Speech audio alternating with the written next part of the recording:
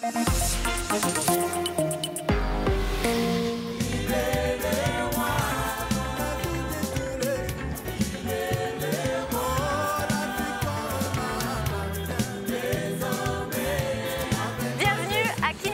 capitale de la République démocratique du Congo. Kinshasa signifie le marché au sel en Kikongo.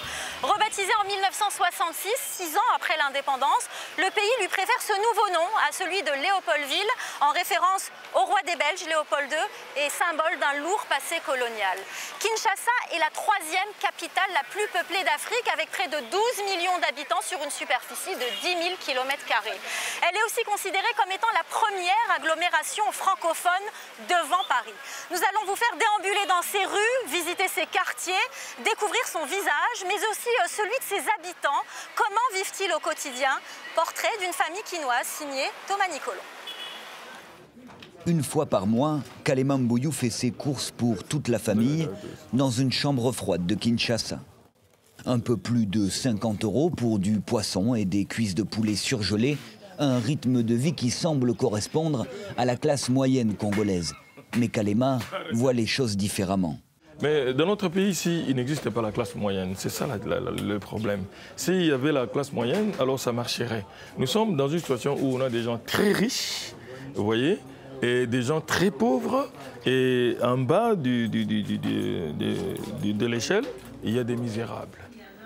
Employé comme cadre dans une grande entreprise publique, Kalema vit dans le centre de Kinshasa.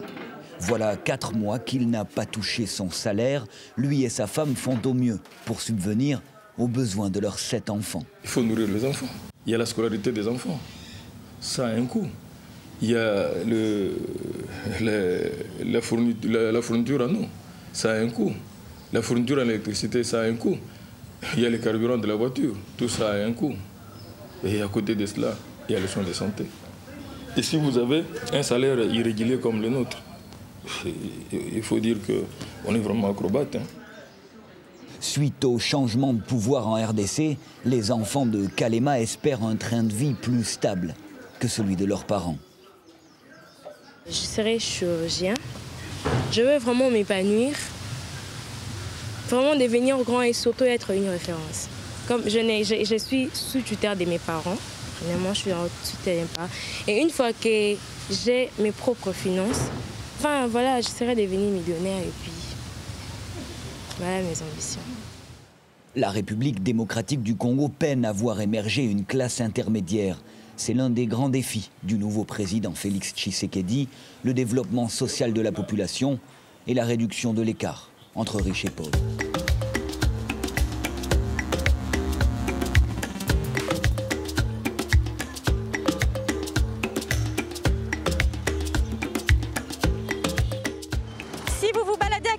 Vous allez rencontrer des Quinois, mais pas seulement, vous allez aussi rencontrer des robots qui régulent la circulation. Il y en a 12 au total dans la capitale, comme ici à ce carrefour, le carrefour de Huilery, Palais du Peuple. Avec nous, pour en parler, la maman de ces robots, on l'appelle d'ailleurs maman robot, Thérèse Isaïe Kirongozi. Merci d'être venue nous parler de votre invention. Merci beaucoup de m'inviter. Comment vous est venue l'idée d'inventer ce robot ? En fait, c'est toute une équipe qui est derrière moi que j'ai fabriqué, si je peux dire, qu'on appelle Women's Technology. Nous avons voulu plus fabriquer. L'idée est venue à cause des embouteillages, étant donné qu'en Afrique, nous n'avons que 2% de parc automobile, mais nous avons beaucoup d'embouteillages et il y a aussi des accidents qui est comme notre deuxième fléau de taux de mortalité en Afrique. Alors comment... Vous n'avez jamais eu le doute sur cette invention, à savoir que les gens allaient respecter ce robot plus qu'un agent de la circulation? Bon, parce que c'est une machine, il faut savoir que c'est d'abord une innovation et ça donne un peu la curiosité aux chauffeurs de voir comment le robot est en train de réguler la circulation. Et le deuxième point, c'est une innovation inventée ici au Congo. Voilà pourquoi ça crée un peu du respect là, de dire c'est notre innovation, nous devons aussi les respecter. Et les agents de circulation ne sont pas mécontents de se voir remplacés par des robots? Non, pas du tout, mais il faut voir la pénibilité des agents de roulage parce qu'à leur travail, nous sommes dans une zone tropicale, il fait chaud et quand il pleut vraiment abondamment et la nuit, ils n'arrivent pas à voir. Donc les robots, ce n'est qu'un équipement pour eux d'ailleurs et ils sont d'accord pour qu'on enlève cette pénibilité qui était en eux, d'être au-dessus du socle et de réguler la circulation routière. C'est vous qui avez inventé, vous êtes ingénieur de formation. Oui, je suis ingénieur de formation. C'est pas difficile pour une femme de s'intégrer dans ce monde des affaires, dans le monde de l'invention, ici en République démocratique du Congo? Bon, nous devons savoir que dans la nouvelle technologie et dans le numérique, c'est une innovation pour que les femmes africaines, qu'on arrive à emboîter le pas. Mais nous savons que nous avons mis seulement un pas devant, et c'est une goutte d'eau. Mais des jeunes qui viennent derrière nous, beaucoup de jeunes filles commencent maintenant à chercher à être dans l'innovation technologique, dans le numérique, pour chercher un peu à booster plus le monde des startups. Alors, dans la nouvelle technologie. C'est une bonne nouvelle pour les femmes congolaises, mais j'ai une question, on ne va pas discuter du sexe des anges, mais du sexe des robots. Pourquoi pas une femme robot? Ça existe? Oui, ça existe. Et il y a aussi un robot, en fait humanoïde, mais de forme féminine. Mais pour moi, la science n'a pas de sexe, donc que ce soit une femme, un homme, l'essentiel qu'on a fabriqué un robot. Et il y a combien de femmes robots? Il y a une seule femme. Merci beaucoup Thérèse, merci d'avoir répondu à nos questions. Ok, merci bien. Merci. Okay.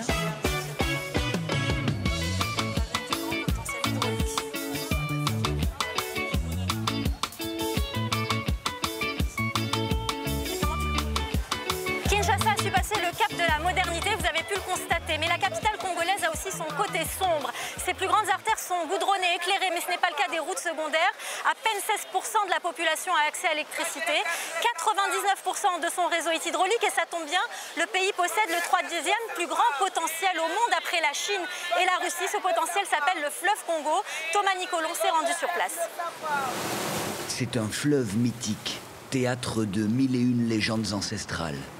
Aujourd'hui, c'est vers l'avenir et la modernité que le Congo pourrait transporter le pays. Un entrepreneur congolais veut construire une centrale hydroélectrique à 15 km du centre-ville de Kinshasa. Un projet titanesque de plus de 2 milliards de dollars. Le but, un chiffre d'affaires proche de 8 millions de dollars par an, mais également une distribution d'électricité pour toute la capitale congolaise. Par rapport au déficit énergétique que nous connaissons aujourd'hui, l'économie de la RDC ne peut pas décoller. Je dirais qu'en tant que bon capitaliste qui se respecte, l'aide vient après. C'est d'abord la course au profit, ça c'est clair. L'aide, ça va de soi, mais il faut que nous puissions avoir de l'énergie disponible pour permettre à nos populations de vivre décemment et correctement. Avec un débit de 40 000 mètres cubes secondes, le fleuve Congo a le potentiel pour alimenter tout le pays, voire toute l'Afrique centrale en électricité. Plusieurs barrages construits dans les années 70 et 80 n'ont pas suffi à fournir de l'énergie pour tout le pays et aujourd'hui même la capitale Kinshasa ne bénéficie pas d'un accès régulier à l'électricité. Bonjour. Ça va? Dans les bureaux de sa société, dans le centre-ville de Kinshasa, Yves Kabongo nous dévoile les différentes étapes du projet, qui devrait être complété d'ici 5 à 7 ans. Il a conscience que la construction d'une centrale sur le fleuve Congo suscite de nombreuses interrogations, notamment au niveau environnemental. Nous allons vraiment prendre soin de la dimension environnementale, ça fait partie intégrante du projet. Sans ça, d'ailleurs, on ne peut pas lever les fonds. Il faut que nous puissions montrer patte blanche, mais nous allons appliquer à 100% le principe d'Équateur, qui veut dire qu'il faut qu'on respecte tous les principes et les accords internationaux signés. On est précurseur, il faut qu'on le fasse bien. La centrale imaginée par Yves Kabongo pourrait également générer plusieurs milliers d'emplois à Kinshasa et permettrait ainsi d'exploiter pleinement le potentiel du fleuve Congo. Vous l'aurez compris, en RDC, l'énergie est un enjeu économique majeur. Et le fleuve Congo en est son moteur. Ce moteur ne doit pas tomber en panne, et pour cause. Il parcourt 4700 km. Il irrigue la deuxième forêt tropicale au monde après l'Amazonie.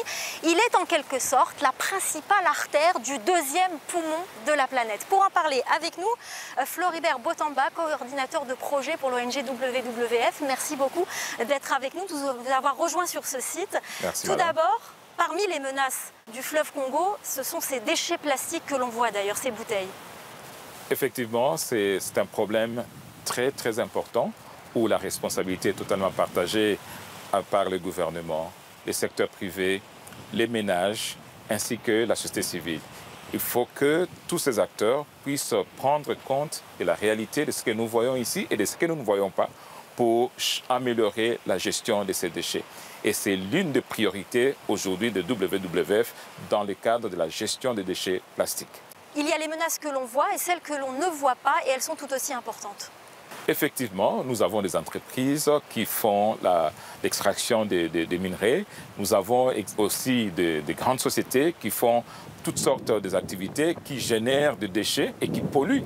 Et cela va souvent dans l'eau. Et lorsqu'on n'a pas un mécanisme élaboré pour gérer ces déchets-là, nous avons des conséquences beaucoup plus graves qui touchent les ressources halieutiques. Alors, votre action ne se cantonne pas à Kinshasa, la capitale, elle est à l'échelle nationale. Quelle est votre mission? Effectivement, le WWF a une mission beaucoup plus large. Donc, la première mission, c'est la conservation de la nature, mais aussi nous taclons les changements climatiques, la lutte contre les changements climatiques. Et nous avons une priorité actuelle, c'est de gérer justement d'une manière durable les déchets et de permettre à tous les responsables de participer à trouver des réponses pour diminuer la pression de ces déchets plastiques et les éliminer. Merci beaucoup Floribert Botamba de nous avoir éclairé sur cette question importante de l'environnement en République démocratique du Congo. C'est moi qui vous remercie, madame.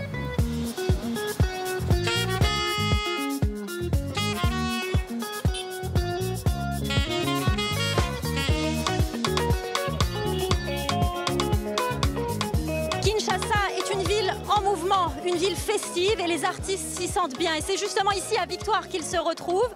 Parmi ces artistes, nous avons choisi de vous faire découvrir un slameur, Yekima. Avec lui, la langue de Molière est conjuguée à la culture quinoise dans un français plus que parfait. Reportage de Thomas Nicolon. Tu peux lancer, ouais. Voici Yekima, slameur congolais quinois et amoureux de la langue française. Ce jour-là au studio, il répète le morceau « Je vous présente Kinshasa », déclaration d'amour à la capitale congolaise. Les seules cartes postales que j'ai vues, c'est celles qui nous sont venues de l'extérieur. Donc l'idée pour moi, c'est ça, de proposer une carte postale, mais surtout regagner l'estime d'être quinois, qui était un peu, via des péripéties que l'on connaît ici perdues. Kin, c'est l'apocope de Kinshasa, tu peux l'appeler comme ça. Et moi, appelle-moi Quinoa. En étant dans l'ex-Léopoldville, tu te trouves à l'ouest du pays, dans la plus grande ville et principal centre industriel et commercial du pays. Pour écrire ces textes, Yekima s'inspire de la vie quotidienne à Kinshasa, une ville bouillonnante de plus de 12 millions d'habitants, une mine d'or pour un auteur. Les bars qui chantent par-ci, les églises par-là, toute cette ambiance environnante est pleine de poésie. On a envie d'écrire, de mettre des mots dessus. Et Kinshasa, c'est une âme aussi. C'est une âme, c'est un cœur qui bat. Dans le premier pays francophone du monde, Yekima utilise dans ses textes un français parfois teinté de lingala, un mélange à l'image de la RDC.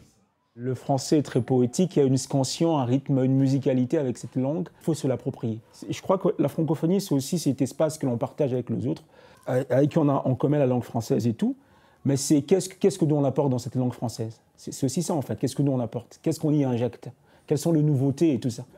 Comment on nourrit la langue française. Yekima et la foisonnante scène culturelle congolaise n'ont pas fini de faire vibrer la langue française en RDC. On ne choisit pas d'être congolais. On a la chance de l'être, et c'est tout. Franco Luambo, les Ndombolo, les Aïko Langa, la danse Kwasa, après une bonne bière régla. Voilà, c'est la fin de cette émission spéciale consacrée à Kinshasa. Vous pourrez la retrouver sur notre site internet france24.com et puis sur la page Facebook du Journal de l'Afrique. Merci Mingi. Je suis fier de la présenter aux premiers venus. En villégiature, en touriste ou pour une escale. C'est une ville en pleine reconstruction. Une ville dans un pays dont la modernité est en révolution. Venir à Kin, c'est choisir un séjour d'émotion, d'impression au cœur de l'Afrique. La RDC, Zakitoko Makas. Bon séjour à Kinshasa.